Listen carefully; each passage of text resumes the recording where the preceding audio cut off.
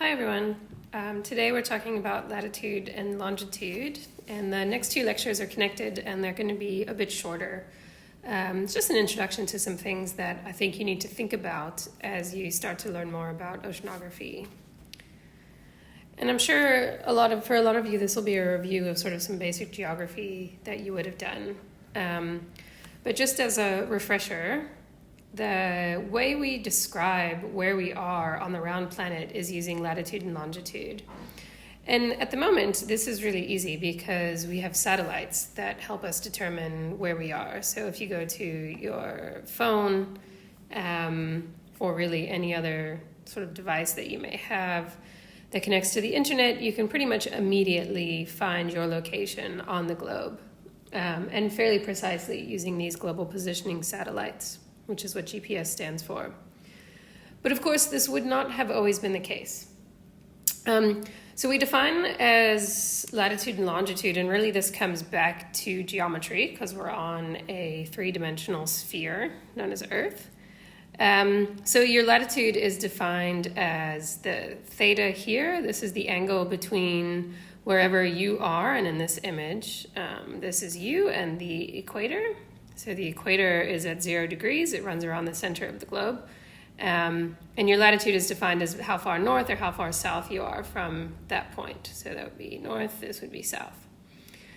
Your longitude is going in the other direction. So this is given by the Greek symbol lambda.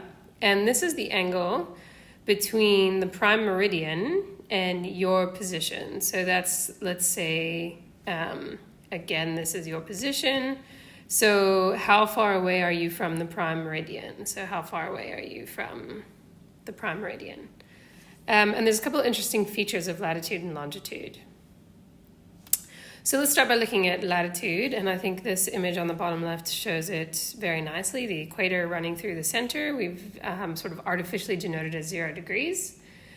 And then latitude is broken down in the northern and southern directions in exactly the same way. So 10 degrees north is the exact same distance from the equator as 10 degrees south. And you can go up to 20 degrees north, 30 degrees north, 40 degrees north, all the way till you get to 90 degrees, which is the North Pole.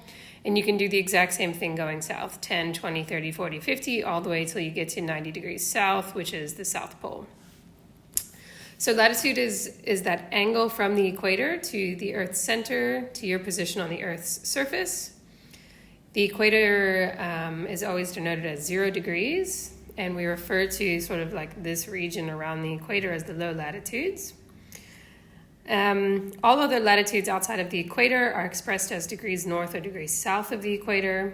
The poles are both at 90 degrees, and anywhere sort of near the poles is referred to as high latitudes, and that's because these numbers are getting bigger as you go up north or south.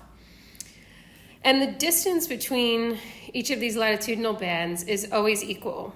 So 0 to 10 degrees is the same distance as 10 to 20 degrees, right? These are parallel lines, and these are nice even spaces. So lines of equal latitude are always the same distance apart, and this is distinct to longitude, which is different. And we refer to these as parallels of latitude. 1 degree of latitude, so let's say this is 10 degrees of latitude here. 1 degree of latitude can also be broken down into minutes, 60 minutes, and then that can also be broken down into seconds. Okay, so that's latitude.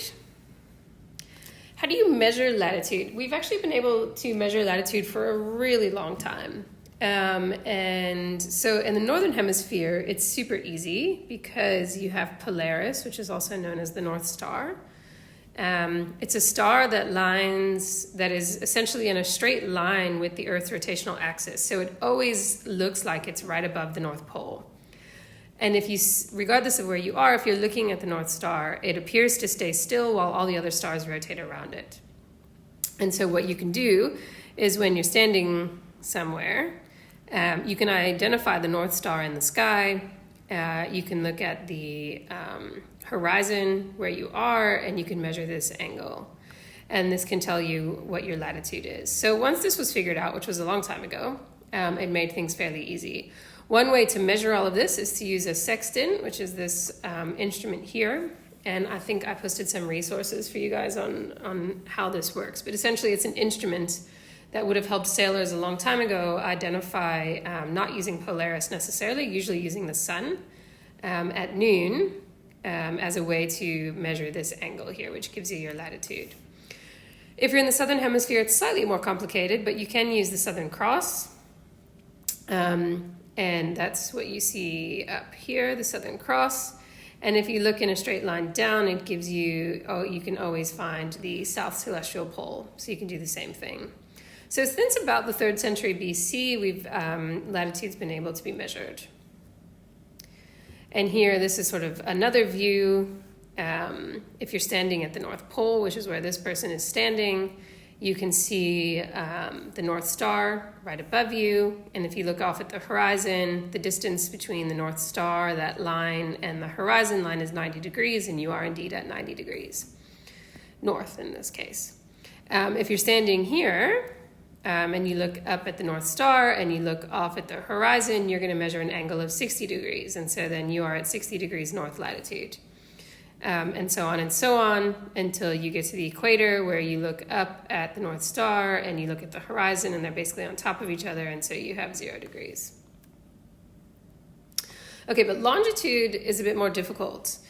So here, this globe on the bottom left is now showing only lines of longitude. And longitude is how far east or west you are of essentially an imaginary reference point. Now, with the equator, it was a bit easier because it's where the Earth is at its maximum, in terms of the sort of bulge at the center of the sphere. But in this case, the prime meridian really is sort of randomly assigned. Right now, it's defined as the line passing through Greenwich, England. It used to be other places in previous sort of iterations of people measuring latitude and longitude. And so the globe total is 360 degrees, but it's actually broken up as going 180 degrees east or west from this prime meridian. And so because of that, the lines of longitude are also frequently called meridians, and you might even hear something like meridional gradients when we're talking about oceanography. Now, lines of longitude are not perfectly parallel, because you'll see this 0 to 10 degrees distance here. As you go north or south, it gets closer and closer. So lines of longitude converge, which can make it a bit more difficult. Because, of course, you need to know your latitude in order to understand your longitude. So measuring longitude isn't as easy as latitude. You can't just use the star or anything like that. So Earth takes 24 hours to complete a 360-degree rotation, which means in 1 hour, Earth rotates 15 degrees. And you need accurate timekeeping to know your longitude accurately. And in order, it's a complicated thing to explain and use 2D paper. So I think the easiest thing is I posted a video for you guys to see how this was done. But essentially, it drove development of clocks that could be used at sea, which is really interesting.